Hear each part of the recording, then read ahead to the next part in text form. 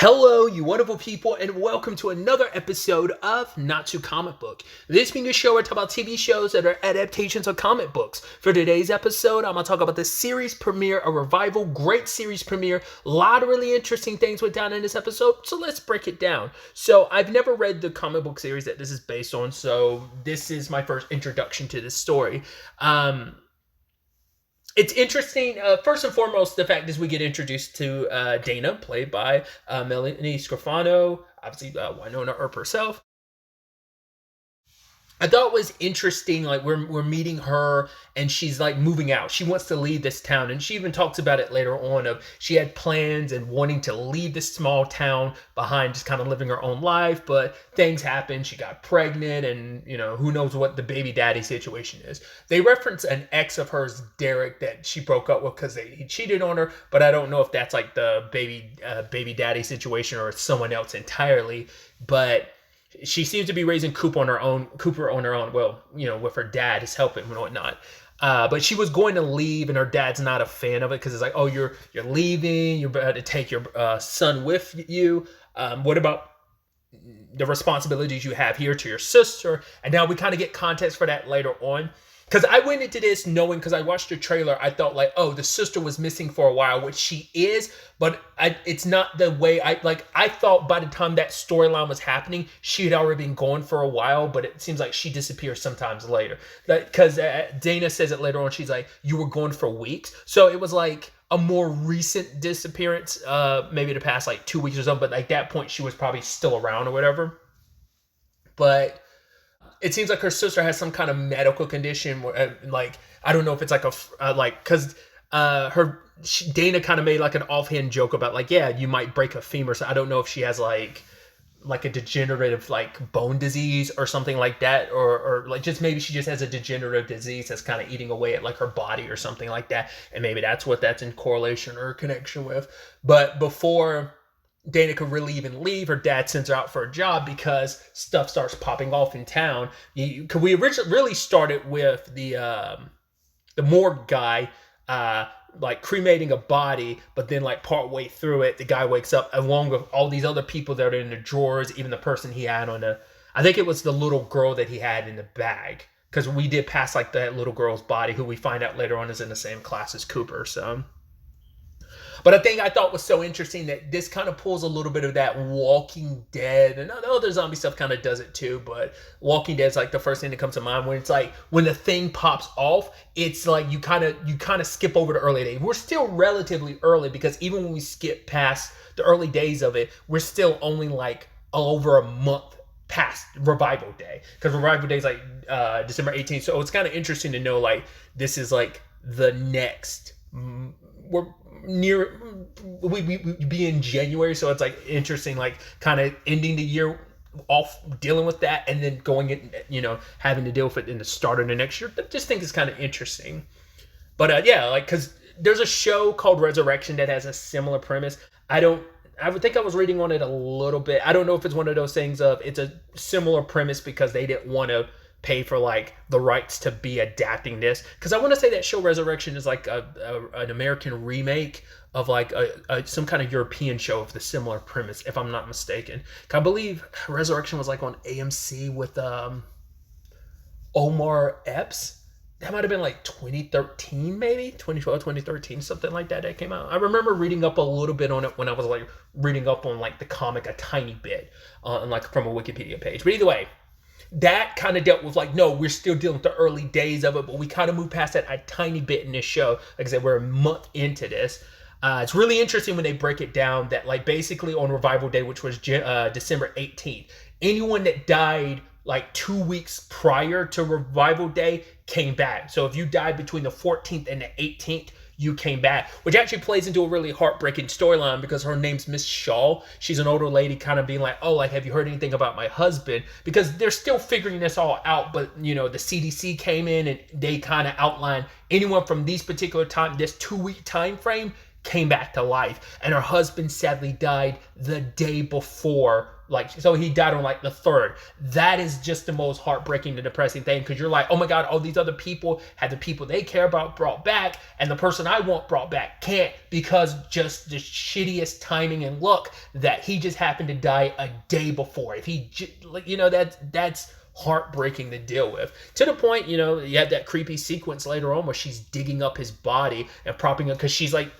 going a little, she's grief stricken.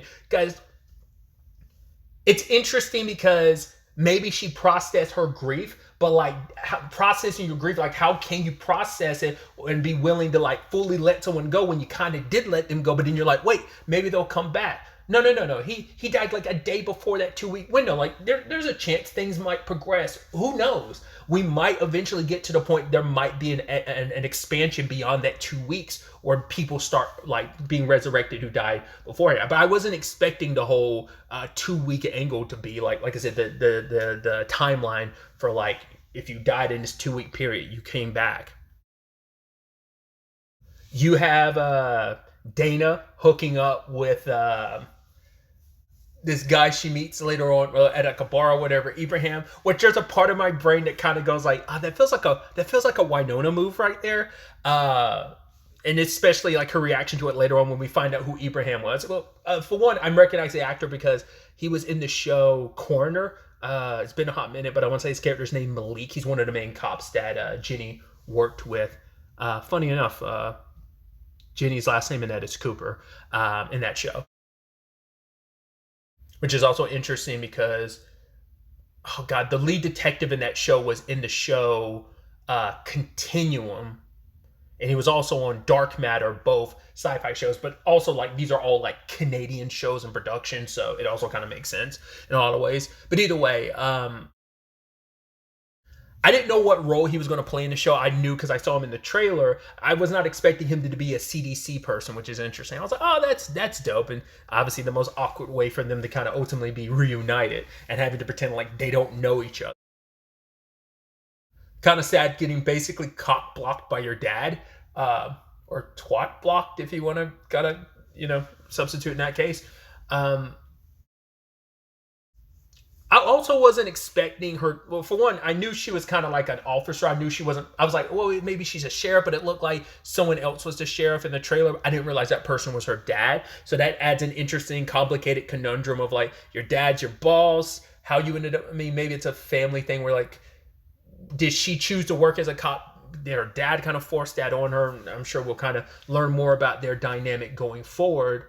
But what I wasn't expecting is him to be very like anti-reviver. I was like, oh, that's interesting. And I think with what we discovered at the end of the episode, which we'll get to soon enough, I think that's going to add in really interesting tension to this that I wasn't expecting. Because, based on the trailer, it is the divide of people being like, yo, like, I'm uncomfortable with these revivers. You had that girl who came back, like, and that was heartbreaking too. Her going to Dana being like, have you seen my mommy? And then going at school, she's being ridiculed. Like they threw a drawing of her at Cooper, and he crumpled it, and it's like, oh, calling her a zombie girl. She's getting the Will Byers treatment because Will kind of had to go through the same thing when he after like everything was all settled, and he kind of went back to school like everything was normal in season 2 of Stranger Things. So he kind of got that same like ire from people being zombie boy and stuff.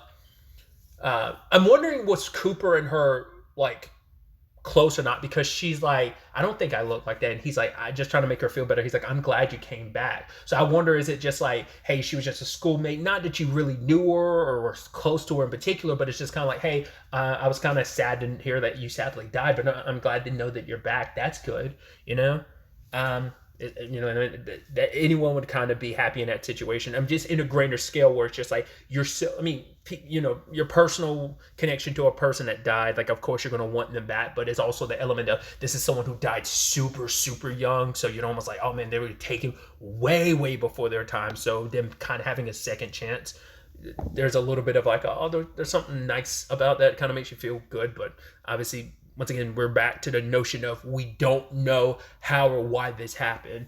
and the town was on that month lockdown. But then the mayor, which the actor who plays the mayor, he's in Ken, like that guy, that actor. He's like one of those actors where you're like, I know that guy. I've seen that guy in a multitude of things.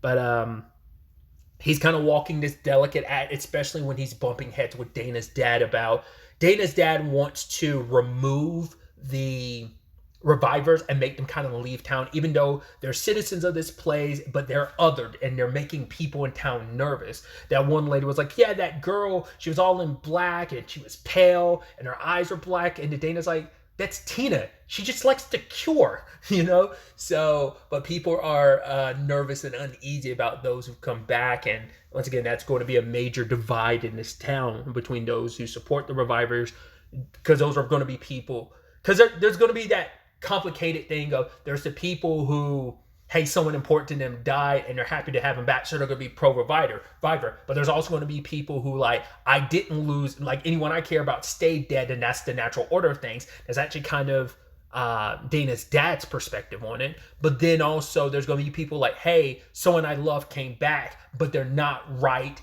and something's not right with them, and they become anti-reviver. So it's kind of a three-way like Venn diagram of just like the divide amongst how this town is going to operate. We learned some interesting stuff from Ibrahim about their whole constitution, that post-death and coming back, they have a crazy regenerative ability, but any wounds or whatever they sustained pre-death. So like if you have scars, that one guy who came out the grave at the first episode, at the beginning of the episode, I think you saw like it seemed like he was shot in his like right eye. That guy, he will forever have that wound. It will never heal, but any future wounds he sustained since coming back will always like immediately heal, because Dana was dealing with this guy Lester who found a dead horse. She found some teeth. There was a kind of a bear trap, and there was like a coyote or maybe a fox or whatever dead, but she found human teeth there, which there were also human teeth embedded in the horse, came from the same person. And it's like whoever ate this horse was basically their teeth broke off, but they grew their teeth back, which plays into the regenerative angle to it. And also being super strong, because whoever it was able to kind of drag a horse out there. And it's like, how would you do that? Like, you know, there's, and because the registry says there's 47 dead people, but Dana brings up something interesting when she's talking to one of her colleagues. It's like, well, what if someone died in their sleep and then woke up the next day, never even realized that they died in their sleep? It's like, yeah, you know, because that turnaround is just as easy. Like, hey, you died on the 18th, and before the 18th was up, you resurrected. So yeah, it's interesting how that could possibly play out in that regard. But yeah, like the whole, you know, registry thing obviously makes you kind of think of like the mutant conversation in Marvel and stuff, of like, you know, registering mutants and stuff like that. But there's people who, like I said, who might not be revivers, and no one knows, and even they don't know, and they didn't get registered. And there's also some people who are on the lam, like that guy's Miles, was it Miles Miller? Who was a criminal, like he died from a stroke in prison. And so when Dana tracks him down later, he's like, yo, I'm not going back, because he thought they were going to drag him back. But no, because she thought he had the horse, he dealt with the horse. But he's like, I don't know what you're talking about. In fact, she looked at his teeth, and it's like his teeth are messed up. And she's like, well, your teeth would come back pristine if you had your teeth like fall out or be ripped out, and they would grow back. So they haven't. So okay, you're not my guy, but you still need to be brought in. I mean, once again, how do you handle that situation, considering like he did die in prison, but he's still kind of like, it's still the thing of, you might be kind of a zombie-esque person, but you still have to be, you know, brought back in because you're kind of on the lam, even though it's like technically, I mean, if you know, the whole point is like, well, I mean, it doesn't work like this in real life. Like if you die and then get like, you know, resuscitated while you're in prison, even though you died, I still don't think that counts as serving your life sentence. Even though you did die, but you got resuscitated, I don't think that counts legally speaking. So I think the same thing's applicable in this regard. Once again, I don't know the law, so I don't know if that's technically a loophole or not. I just love that whole thing where she's like, yeah, the horse. He's like, why are you talking about a horse? He's like, are you? are you in a horse or something? Basically, are you a horse girl? He's like, yeah, I could get you a horsey to do whatever you want to. She's just staring at him. It's like, no, you, whatever. She's ignoring him. We also get introduced to Dana's sister. Her name's Martha, but she goes by M, and she's like, no one calls me Martha. So I don't know if that's kind of like a, like a me thing where I'm like, I'm like one of the only people in my, me and one of my sisters are only ones in our immediate family that go more often than not by our middle name. We rarely get called by a first name unless it's something official or whatever. So, but yeah, like for example, like Emily might be her middle name, or maybe because they just call her M. So I'm so stupid because I was reading the subtitles as actually EM, so I was thinking Emily, but I'm like stupid. I'm like, no, it probably is just M, as in just like the letter M. It'd be like, my name's Michael, so it'd be like someone calling me Mike, M for short. I'm so stupid because I thought that, like I said, it was like a middle name thing. But now here saying it, I'm like, no, it's most likely meant to just be the letter M, but in the subtitles it spells it EM. So I don't know, but she's like, yeah, no, it's like, yeah, don't call me by like my full government name or whatever. But yeah, we get introduced to her and her roommate, who I was like, hey, isn't that the girl from? She's like the snobby, like kind of popular college girl in Gen V. Actually, it's been a while, so I'm like, I actually don't remember what her powers were. She's the one that like gets that, like, she's the one that puts she's like the clout chasey, like zoomer character in the show. Um, Either way, we get introduced to her and her professor. And the moment like things were happening, I'm like, oh, because I was, once again, like whatever Martha's circumstances are, they seem to be, maybe they're not as central to the plot as I initially thought they were based on a trailer, but maybe they are. But I didn't know like whether like the way they were acting, I was like, oh, like I mean, it clearly was like a relationship, and he's trying to keep it down low. I was like, what's going on here? And then later on, when she's trying to meet with him, and she calls her dad, she's like, I just want to, I'm going to start calling more. I was like, oh my god, you're pregnant, aren't you? I was like, that's probably why you wanted to have that conversation. But then like, there's something later on. There's the reveal at the end. Jumping ahead, we find out that she's already dead. She died at some point in time in that time frame. So we saw her in the bathtub. So she probably, well, probably like the weeks they couldn't get in contact with her was probably like, oh, she died some time ago. Probably in that time, in that 2 week time frame, definitely had to, and she just didn't know what to do. So like because like her room was trashed, and her roommate was like, "Whoa, what's going on here?" Because she hadn't been home in that time frame, because everyone was kind of stuck in lockdown, and she finally comes back. Her roommate or whatever comes back to school, like, oh, maybe we can kind of clean this up. And her in the bathtub, because she's got a lot to think about, and she probably wanted to talk to her professor about it, because maybe because I'm wondering, like, maybe I wasn't too off with the whole maybe she was pregnant thing. Now, if you are dead and that happens to you and you are revived, what does that mean for you and your baby? That is probably a conundrum this series will probably tackle. Who knows how far they'll go with all of this. But I mean, the Martha and Dana stuff is actually really tragically ironic and stuff like that. That Dana talked about, the fact is, like, when they finally met up, she just found her sister like sleeping while she was like traveling to go to the different farmhouses trying to track down the truck that might have had the horse and stuff.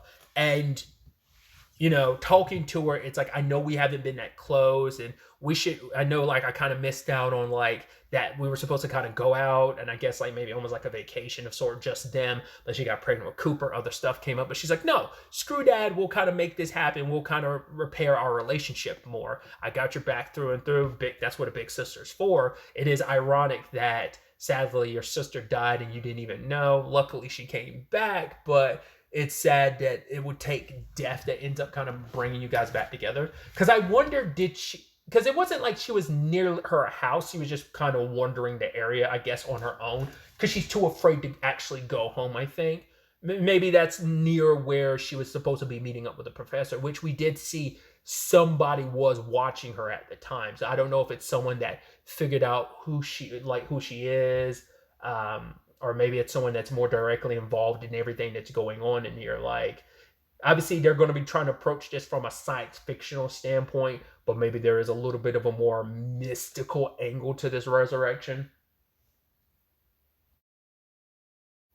Either way, Dana and Martha's dad is continuing with Miss Shaw, as I brought up earlier about her digging up her dead husband, but he had Cooper with him, and when he left to deal with Miss Shaw, he came back out and Cooper was gone. But Cooper like heard some growling or whatever, and something grabbed his attention. So either someone or something grabbed him, or he followed something or someone out of intrigue. I don't know.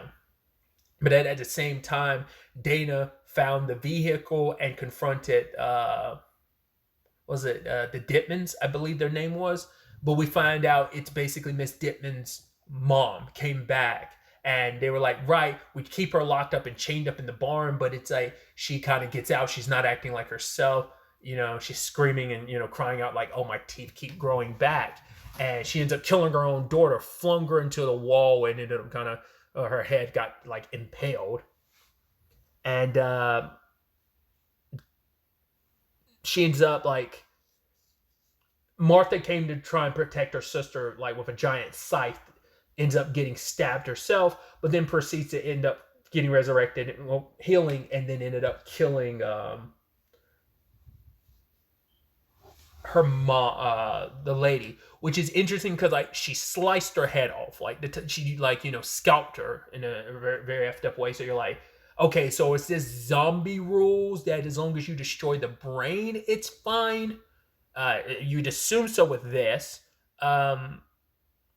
I wonder, would you also benefit from like, well, they can regenerate, but I'm sure like there is probably limits to that regeneration. Like you probably have to like go full blown dismember the body and bury it in different places. I don't know if this is like Deadpool levels of like healing factor type of situation, or like I said, like would that work, or beheading him, like would they even be like that might be enough. Beheading or like damage to the brain might be enough to shut them all down. Once again, depending on like there might be a science fictional answer to it, science answer / science fiction answer to it, but there might be like a more supernatural mysticism element to it, maybe or maybe not. But the episode ends with Martha being like, "Don't tell Dad," which makes a lot of sense. Like I brought up, was talking, alluding to earlier. Their dad being very anti-reviver is going to be interesting because he's probably going to have a lot of very anti-reviver rhetoric around his daughter not knowing she is one as well. And it's like, how do you contend with that? Will you stop viewing, even though you care about your daughter, you're very like view her as very fragile, and so you're scared and worried about her, but will that all change? Will you be able to accept your daughter knowing what she is, especially when you see that some of these other revivers are slowly morphing and turning into something? Now the question is, like, is it just a simple like deterioration of enough time, being back warps them? Another comic book property would be like iZombie. I've never read the comics, so I'm going to lean more into the TV show because the TV show is more science fictional. It's just pure like zombie show, whereas the comic was more supernatural because there's other things besides zombies. But in the show, like if you don't eat brains consistently, if you basically go hungry, you eventually go like you lose your humanity and go full zombie mode. And once you cross that point, there's no going back. It's a point of no return. So I'm wondering, like, what is the point of no return? Like, is the time frame always the same for everyone, or will it vary from person to person? Like, what are going to be those key factors? We'll ultimately have to wait to see. Obviously, like I said, great episode, great setup. I'm very interested to continue the series and see the direction this all goes. Get some of these questions potentially answered. Also, get more questions on top of everything as well. So, but yeah, really, that's all I wanted to talk about. So the next time we meet, be happy, be safe, live life to the fullest, and enjoy it. Good day and goodbye.